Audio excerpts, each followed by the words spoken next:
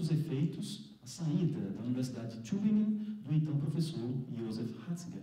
E no Brasil é o surgimento do Homo Latens. Sabe que o governo brasileiro tem uma plataforma, né, que os pesquisadores cadastram os seus currículos, chamada plataforma Lattes. E tem uma série de questões envolvidas aí, mas no meio acadêmico já se postula a hipótese, né, de que a humanidade, pelo menos brasileira, uma parte dela, a humanidade brasileira, estaria então saindo, né, dessa condição de sapiens, de Homo sapiens, estaria entrando numa outra, muito mais enriquecedora, né, chamada Latens, então, o Homo Latens. Né? Quer dizer, o resultado final daquele processo que começa na modernidade é isso que, me parece, tem acontecido com muita frequência no nosso país.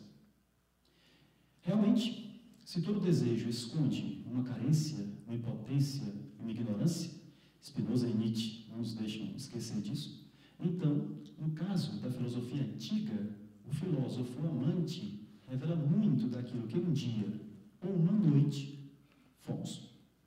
Porém, antes do momento cartesiano, a filosofia, quer como exercício espiritual, Hadot, quer como espiritualidade, Foucault, foi confrontada com a assim chamada filosofia cristã.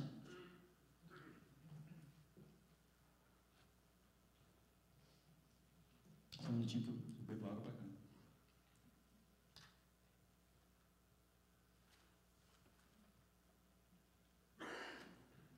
Então, a ideia é o seguinte, tentar minimamente mostrar como é que a filosofia cristã medeia esse processo. Como é que ela está aí fazendo a ponte, fazendo a passagem entre aquilo que o Hadot chama de filosofia como exercício espiritual e o Foucault chama de filosofia como espiritualidade.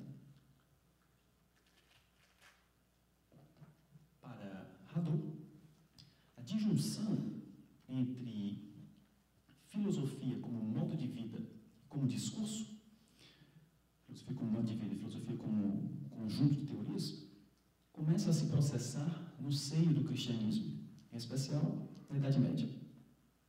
A filosofia, quando posta a serviço da teologia, passa a significar, cito Hadot, apenas um discurso teórico.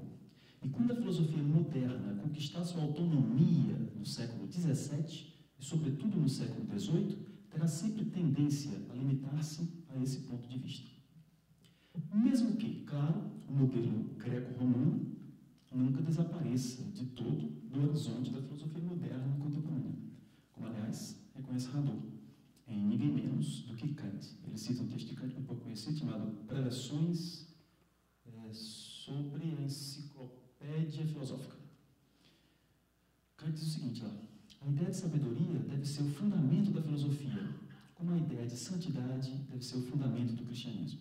Na verdade, não precisaria ir tão longe. O próprio Montaigne, François Véron, Pierre Charon, todos eles fazem muito bem, mostram muito bem essa passagem. Entretanto, pelo menos programaticamente, insisto, como aqui vem procedendo, na pergunta: como compreender, panoramicamente, a passagem de uma filosofia como exercício espiritual para a filosofia como conjunto de teorias conceitualmente construídas? Em primeiro lugar, compreendendo que a filosofia como modo de vida na antiguidade, cito Hadot, não entra em concorrência com a religião, porque a religião não é, nesse momento grego, um modo de vida que engloba toda a existência e toda a vida interior, como é o caso do cristianismo. E antes o discurso filosófico, como no caso de Anaxágoras ou de Sócrates, que pode chocar-se com as ideias sobre os deuses recebidas na cidade. Esse é o primeiro motivo. Né? Quer dizer, a filosofia estaria mal comparando para a filosofia greco-romana como a religião estaria para a filosofia cristã. E exatamente por isso, né? Quer dizer, pelo fato da filosofia cristã não abarcar, a religião não abarcar a totalidade da existência do indivíduo na Grécia, e a filosofia sim, essa distinção é importante para o Hadot. segundo lugar, é preciso estar atento a certos imperativos metodológicos. Imperativos metodológicos é uma expressão do Hadot, relativos à vida filosófica na antiguidade, como, de Sócrates a Sêneca, trata-se menos de construir um sistema que de formar almas. Então, a tarefa da filosofia deve ser, fundamentalmente, converter, consolar, transfigurar, cito Hadot, mudar a maneira de viver e de ver o mundo. Fim de citação. Fim de citação. Ora, se é verdadeiro que o cristianismo toma emprestado da filosofia, enquanto exercício espiritual, certas práticas e procedimentos, não é menos verdade que estes passaram a funcionar de maneira fundamentalmente diferente daquela de sua matriz greco-romana. Como nos lembra Hadot, cito mais uma vez, a vida monástica supõe sempre o auxílio da graça de Deus e também uma disposição fundamental de humildade, que se manifesta muitas vezes nas atitudes corporais que marcam a submissão e a culpabilidade, como a prostração diante de outros monges. A renúncia à vontade própria realiza-se por uma obediência absoluta às ordens do superior.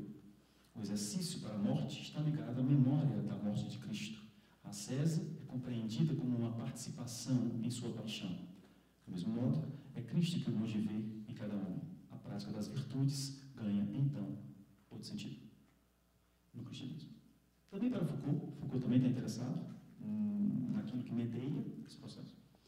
Também para Foucault, o cristianismo promove uma mudança fundamental de atitude em relação ao cuidado de si greco-romano.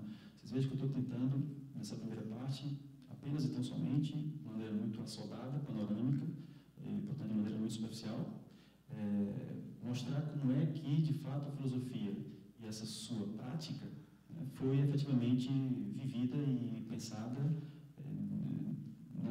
da filosofia greco-romana até a consolidação das universidades no século XVII. Também para Foucault, o cristianismo promove uma mudança fundamental de atitude em relação ao cuidado de si greco-romano. Por um lado, dá-se uma modificação efetuada pelo cristianismo da relação da filosofia como psicagogia e pedagogia, bem como